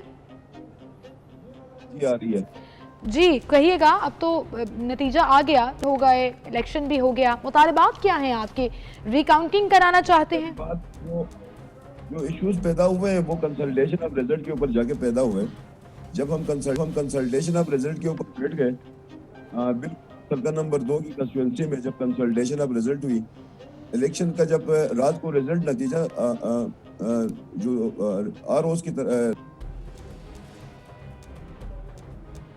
उसके तहत पाकिस्तान पीपल्स पार्टी हल्का नंबर 2 में जीत रही थी। 600 वोट हमारे हम लीड कर रहे थे। जी जी। रात गए जब ये रिजल्ट तब्दील हुआ और पाकिस्तान तहरीक इंसाफ की को 2 वोटों से जिताया गया तो तशवीश की लहर दौड़ गई और बहुत सारे इश्यूज पैदा हुए। बल्तिस्तान के अंदर भी एक कंस्टिट्यूंसी ऐसी थी जहां पर हमारी पोजीशन लीडिंग थी और जब रात को उसकी का नतीजा जारी हुआ तो वहां पर भी पीपल्स पार्टी को मतलब वोट कम दिखाए गए। तो यहाँ पे जब कंसल्टेशन ऑफ रिजल्ट में कंस्टिट्यूंसी नंबर 2 में जब हम बैठे, जब कंसल्टेशन होना शुरू हो गई तो हमारे वोट्स जो पीपल्स पार्टी के थे वो ज़्यादा निकलना शुरू हुए। जब पीपल्स पार्टी के वोट बढ़ना शुरू हुए, वो जो पोलिंग ऑफिसर की कैफियत जो हमने देखी उसके मतलब परेशान होना शुरू हो गया। वो शायद उसके ऊपर दबाव था, लेकिन फिर भी ये चीज़ कंडक्ट होते होते रात हमें 3 दिन लगे हल्का नंबर 1 कंस्टिट्यूंसी के वोट को चेक करने में। जब फाइनली हमने जनरल वोट की काउंटिंग की तो जनरल वोट की काउंटिंग इस तरह हुई कि पीपल्स पार्टी और नून लीग के वोट बराबर हुए। अब इलेक्शन जब जिस दिन खत्म हुआ, पोलिंग कंक्लूड हुआ था, तो हमें सबसे तशवीश ये हुई कि अब उसमें जो पोस्टल बैलेट पेपर्स हैं जिनकी अगले दिन जाके इसकी काउंटिंग हो रही थी कंसल्टेशन ऑफ रिजल्ट पे, तो हम रिटर्निंग ऑफिसर के पास गए, डिस्ट्रिक्ट रिटर्निंग ऑफिसर के पास गए, उससे हमने रिटर्न ले लिया कि आपके पास टोटल पोस्टल बैलेट पेपर्स जो रिसीव हुए हैं उसकी हमें रिटर्न वो दे दें। तो उन्होंने हमें रिटर्न दे दिया हमारी एप्लीकेशन। अमजद साहब आपकी ये तमाम जो आप बता रहे हैं सिचुएशन, ये हमने देखी भी है और ये अखबारों में हमने टीवी में हमने देखा है। अब आगे क्या प्लान्स हैं? बताते रहे हैं कि ये हुआ। अब जिस तरह आप बता रहे हैं एहतजाज अब आपने किया, आगे क्या प्लान्स हैं? एहतजाज करते रहेंगे? वहाँ पर तो कहा जा रहा है कि कर्फ्यू लग जाएगा अगर दोबारा एहतजाज ऐसा किया गया तो। कर्फ्यू लगाना जो मर्जी करें, एहतजाज हमारा हक है। इन लोगों ने जो जिस तरह चुराया है, 1382 पोस्टल बैलेट पेपर्स थे, जब काउंटिंग होके मुकम्मल हो गई तो 1706 निकले। 1706 पोस्टल बैलेट पेपर्स आए कहाँ से? इसकी इंक्वायरी होनी चाहिए, हाईएस्ट लेवल पे इंक्वायरी होनी चाहिए। अदरवाइज भी चूंकि पार्टीज के दरमियान एक एग्रीमेंट हुआ कि इनकी फोरेंसिक होनी चाहिए, इसकी मतलब नादरा से वेरिफिकेशन होना चाहिए, नादरा का थंब इम्प्रेशन मैच होना चाहिए। ये तो एग्रीमेंट हुआ था पार्टीज के दरमियान। बिल्कुल सही। लेकिन चीफ अमजद साहब इलेक्शन एक कमिश्नर चीज कहिएगा, पीपल्स पार्टी ने बड़ा हमेशा कूल एंड काम स्ट्रेटजीज को चूज किया है, प्रोटेस्ट भी बड़ा पुरअमन तरीके से किया है, माजी में भी हम मिसालें देखते हैं। ये प्रोटेस्ट कुछ एग्रेसिव लग रहा है, बहुत पुरतशद्दुद लग रहा है, सरकारी इमलाक को नुकसान पहुंचाना, गाड़ियों को आग लगा देना, फिर पुलिस की तरफ से जब रिएक्शन आता है तो फिर दोनों तरफ से झड़पें भी शुरू हो जाती हैं। ऐसा नहीं लग रहा कि कानूनी रास्ता अपनाना चाहिए? आपके सारे पॉइंट्स वैलिड हो सकते हैं, लेकिन इलेक्शन कमीशन के थ्रू या अदालत के थ्रू इसको परसू करना चाहिए। मेरी एक छोटी सी रिक्वेस्ट आप देखें, उसके बाद मैं इस पे के ऊपर आता हूँ। हाँ, मतलब चीफ इलेक्शन कमिश्नर इस वक्त वजीर उमूर कश्मीर के कंट्रोल में है। गिलगित बल्तिस्तान की सारी अदालतें सारी अदालतें वजीर उमूर कश्मीर के कंट्रोल में हैं। अदालत ने हुक्म जारी किया था कि कोई वजीर, कोई मुशीर, कोई पोर्टफोलियो होल्डर जो है वो कैंपेन नहीं कर सकेगा। अदालत के हुक्म के बावजूद आज भी मतलब वो उसको वायलेट करता रहा थ्रू वजीर उमूर कश्मीर का नपूर साहब, उसको कोई पूछने वाला नहीं है। अदालत भी यानी कि वायलेशंस आप कह रहे हैं हुई हैं, और जिस तरह से आप बता रहे हैं कि ऑन ग्राउंड सिचुएशन कुछ और थी, बताया कुछ और गया, या जिस तरह से चीजों को जो ऑर्डर्स पास हुए उनको फॉलो नहीं किया गया। एग्जैक्टली। तो कानूनी रास्ता मौजूद है, उसको परसू भी कीजिएगा और आगे भी इसको देखिएगा, लेकिन दुआ सिर्फ यही है कि ये एहतजाज पुरअमन ही रहे, ताकि ना तो सरकारी इमलाक को नुकसान पहुंचे, ना किसी की जाती और निजी इमलाक। और इसके साथ अमजद साहब ने जो ये डिमांड किया है कि हाईएस्ट लेवल पर इसकी इंक्वायरी होनी चाहिए, वो इसलिए क्योंकि उनको लग रहा है कि तो थोड़ा सा यहाँ पर फोर्सफुली काम हो रहा है, ये प्रेशराइज हो रहे हैं, तो इसको भी दूर करने के लिए कन्फ्यूजन को हाईएस्ट लेवल पर इंक्वायरी होनी चाहिए, क्योंकि बहुत से लोगों के स्टेक्स हैं, तो इसकी इंक्वायरी प्रॉपर तरीके से की जानी चाहिए। इसी के साथ हम एक ब्रेक की तरफ चलते हैं, फिर हाजिर होंगे।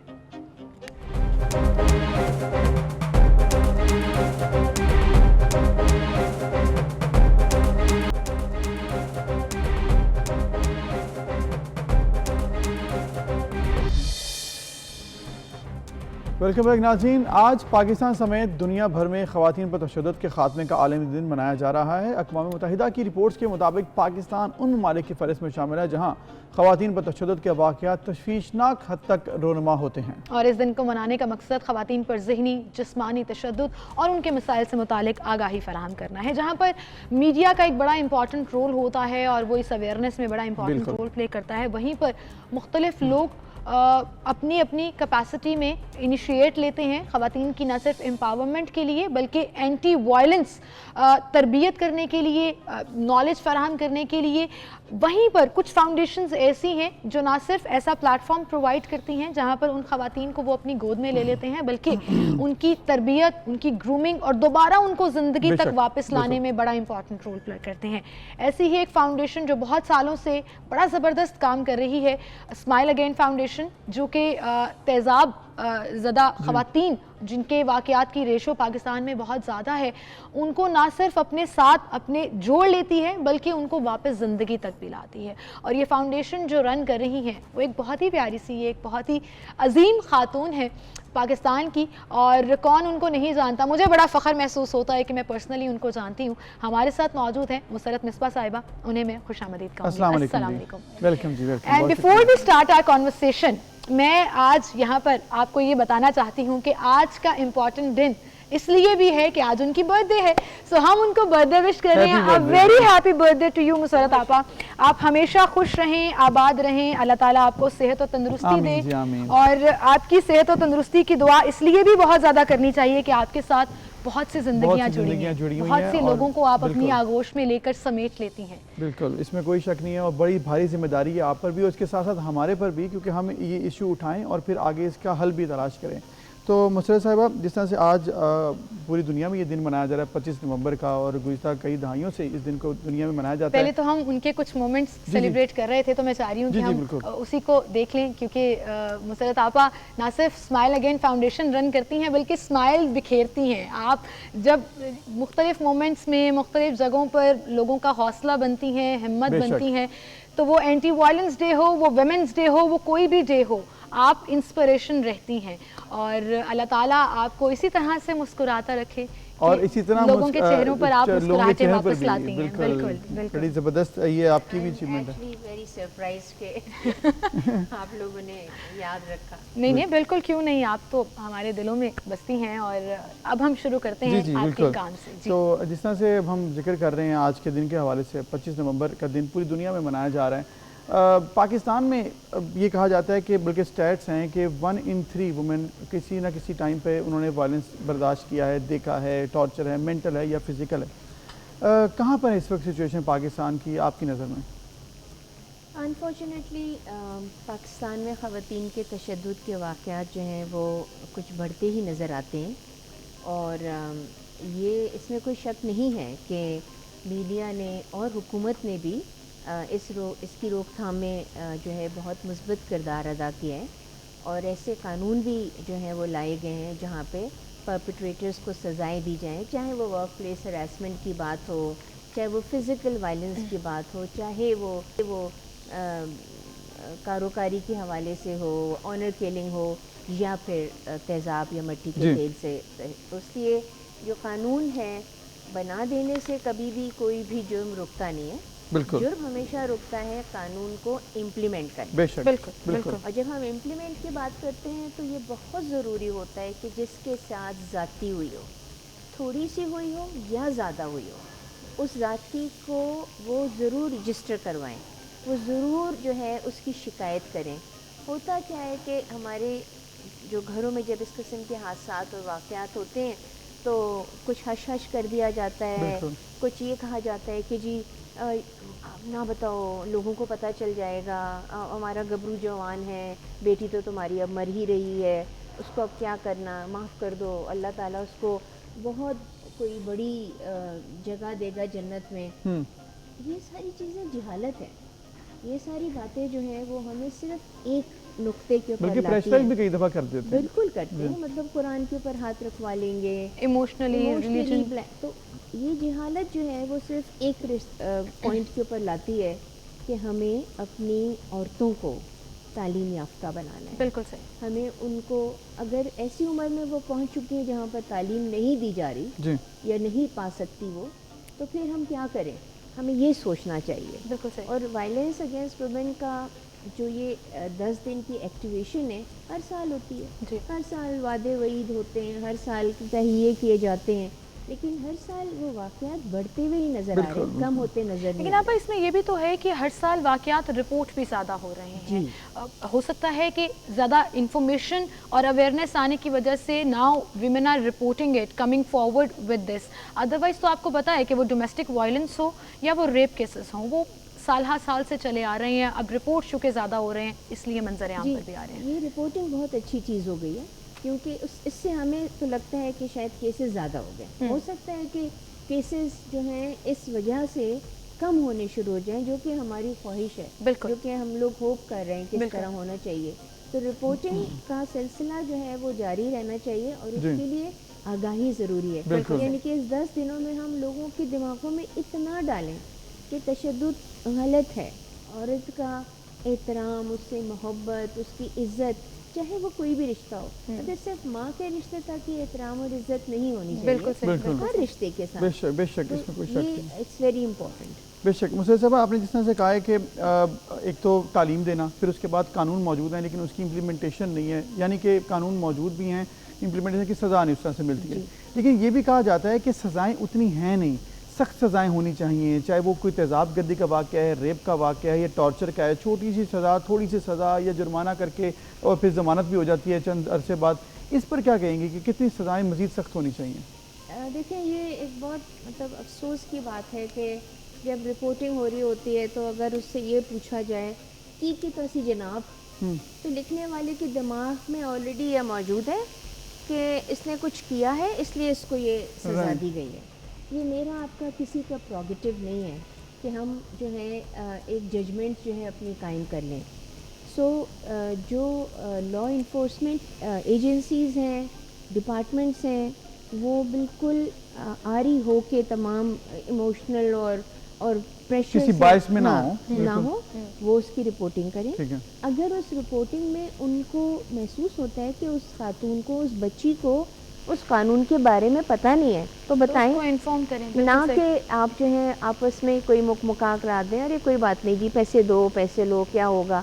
ये तमाम चीज़ें जो है हमें ख़त्म करनी है, और उसके लिए सिविल सोसाइटी, हमारा मीडिया, हमारा जो कानून नाफिज करने वाले इदारे हैं, उनको और मजबूत और मुस्तहकम होना पड़ेगा। और जो कि हो रहा है, मैं ये नहीं कह रही कि नहीं हो रहे, लेकिन हमें इन तमाम चीज़ों की रोकथाम के लिए आगाही आगाही आगाही जितनी देंगे, जितना बताएंगे, उतना ही ज़्यादा आगे उसका चर्चा भी होगा। अच्छा, एंटी वायलेंस का जब हम जिक्र करते हैं उसमें रेप, ज़्यादती, मतलब थप्पड़ मारना भी तशद्दुद में आता है, लेकिन जब हम पाकिस्तान में एक रिपोर्टेड केसेस की बात करते हैं तो वो एक एक्सट्रीम तशद्दुद होता है, जिसमें बाजू तोड़ दिया, तेज़ाब फेंक दिया, इवन के बहुत से लोग ख़वातीन जान से चली जाती हैं। लेकिन आपा यहाँ पर कितना सही है कि सिर्फ मर्दों को एक साइड पर खड़ा कर देना? हमने अपनी सोसाइटी में, और आपने बड़ा क्लोजली वॉच किया है डिफरेंट केसेस में अपनी इस एनजीओ में भी, कि ख़वातीन भी ख़वातीन पर बहुत तशद्दुद करती हैं। वो रिश्तों की आड़ में हो, वो बहू हो, वो सास हो, वो जेठानी हो, देवरानी हो, वो नंद हो, ये भी इंसिडेंट हमने बहुत देखे हैं कि ख़वातीन ही ख़वातीन की सगी नहीं होती हैं। देखिए, हम जनरली अगर लेते हैं तो मर्द ये हरकतें करते हैं, ठीक है।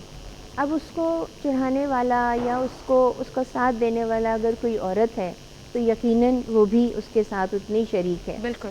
लेकिन ये वो केसेस जिनको हम अगर नंबर्स में लेंगे तो उसमें हमें नज़र आएगा कि मर्द हजरात जो हैं वो ज़्यादा करते हैं। लेकिन जो ख़वातीन करती हैं अपने घर में, सास बहू, जैसे आज आप एक बच्ची से मिलेंगी, खातून से मिलेंगी, एक बिल्कुल ही ना समझ वाला एक फेल है कि आप किसी को किस तरह से अपना गुस्सा।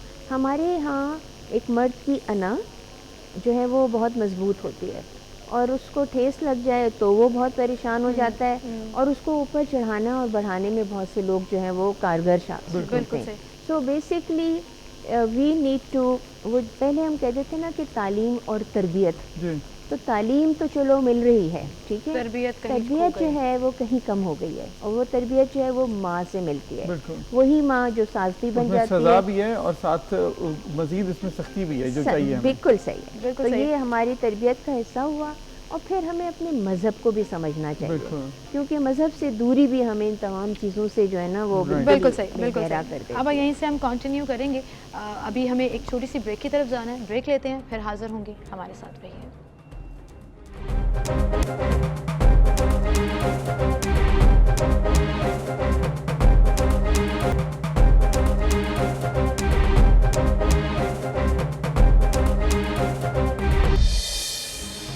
Welcome back. एक बार फिर से आपको खुशामदीद कहेंगे। एंटी वायलेंस डे के हवाले से हम बात कर रहे हैं। वायलेंस की ही एक विक्टिम हमारे साथ मौजूद हैं, जो कि इस सोसाइटी का जो डेस्परेशन है, जो फ्रस्ट्रेशन है, कहीं ना कहीं उसका शिकार हो गई अनफॉर्चुनेटली।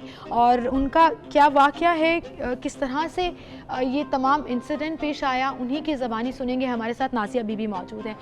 बहुत शुक्रिया नाज़िया बीबी वक्त देने के लिए। आपके ऊपर तेज़ाब फेंका गया 2019 सितंबर में, कैसे ये वाक़या पेश आया, क्या हुआ था? जी मैं ना मेरी कज़न सी लगती रिश्तेदारी से, उन्होंने मैं रिश्ता ही कराया सी, ते सिर्फ उन्होंने बोल बुलान च ना मैं ड्यूटी ते जा रही सी पढ़ के, ते मैं दरवाजे तो बाहर ही निकली हाँ, तो जी गुजर के गई तो उन्होंने बंदे ने मैं तेज़ाब पाता। किसी तीसरे ने आप पे तेज़ाब फेंक दिया? हाँ जी। और वजह नहीं पता आपको? कोई जी वजह नहीं, मैंने नहीं पता समझ। कौन लोग थे वो, मतलब जी उन्होंने ही सी लोग जिन्होंने का रिश्ता कराया। क्या आपके साथ क्या बदला किसी चीज़ का लिया गया है? पता नहीं, मैंने कोई समझ हाँ तक उन्होंने मैनू कोई समझ नहीं आ रही, पर यह भी मेरे नाल जुल्म किया गया। कोई वजह नहीं है, कोई मसला नहीं। मैं सिर्फ दरवाजे तो अजे बाहर ही निकली हाँ, तो उन्होंने जी एडा वड्डा गेला ने उस भाई ने मैं तेज़ाब पाता, मेरी अख भी ज़ाया हो गई, मेरा जिस्म सारा जलिया देखो। ते पर लिहाजा इन्हों कड़ी तो कड़ी। बच्चे हैं? हाँ जी, मेरी दो बेटियां, एक बेटा। और शोहर? शोहर मेरा है दिहाड़ियाँ दुनिया करता था, कोई नौकरी नहीं, कोई मैं खुद काम करती था।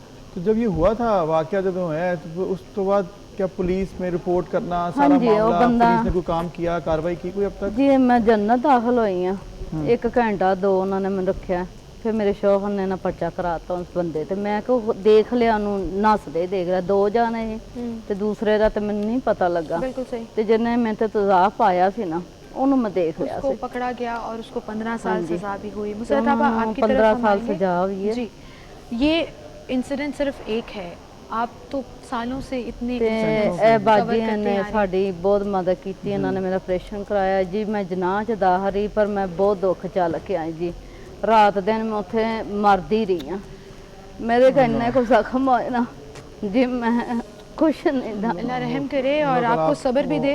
और मुसरत आप आपा, ठीक ये हो इंशाल्लाह। इंसिडेंट हाँ हमारी तो मैं सोसाइटी में ठीक नहीं है जी मेरा हाल मेरी अख दा मेरा घर बार मेरे बच्चों का हाँ चीज़ खराब हो गई जिंदगी तबाह कर दी थी हाँ जी इन्होंने। किराए पे रहने साडा कोई कार नहीं गा कोई नहीं जी मेरा- जी आपा, इस तरह के बहुत से केसेस आप रोज की बुनियाद पर देखती हैं, फिर क्या आगे क्या स्टेप होना चाहिए, बच्चा मेरा क्या करना पढ़ा- चाहिए हमें सोसाइटी में?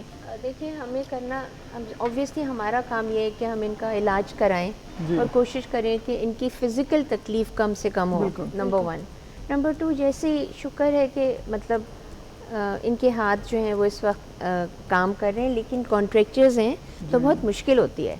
तो जैसे इंशाल्लाह कुछ और ऑपरेशंस के बाद हम इनको कोई ना कितना कोई मज़ीद वक्त लगेगा आपा इनको बहुत ठीक वापस आते हुए सालों ज़िंदगी में? सालों गुजर जाते हैं। लेकिन हम ये ज़रूर कोशिश करते हैं कि इनको कोई ना कोई हुनर सिखाना शुरू कर दें, क्योंकि अब ये पहले घरों में काम करती थी, अब इनको घरों में काम करने को नौकरी मिलना Acceptability मुश्किल नहीं है, ना इनकी unfortunately। एक्सेप्टेबिलिटी। तो ऐसा कोई काम जो कि शायद ये घर बैठ के भी कर सकती हैं, ये हमारा सैलून की जो एक पूरी चेन है उसके अंदर भी इनको हम कोई ना कोई और जॉब दे है सकते हैं। आप डिफ्लेक्स जाइए, आपको बेशुमार ऐसी खवातीन नज़र आएंगी जो इंडिपेंडेंटली काम कर रही हैं, और वो कल्चर भी आप ही ने चेंज किया। और इट्स वेरी इम्पोर्टेंट कि ये फिर से फाल हो जाएं, फिर से एम्पावर्ड हो जाएं, क्योंकि वापस ज़िंदगी में लाना इनके लिए बहुत ज़रूरी और है। फिर सिर्फ ये नहीं होता कि इनका मुस्कुराना ज़रूरी है, इनके घर वालों की भी तकलीफ जो है वो Acceptability भी बहुत economics ज़रूरी जो है। है वहाँ पे वापस आना, बिल्कुल। हाथ बटा रही थी अपनी फैमिली का, बड़ा बहुत बड़ा नुकसान है इनका। मुसरत आपा, आज के दिन की मुनासबत से वन लाइनर मैसेज जो आप इस सोसाइटी को देना चाहें, पाकिस्तान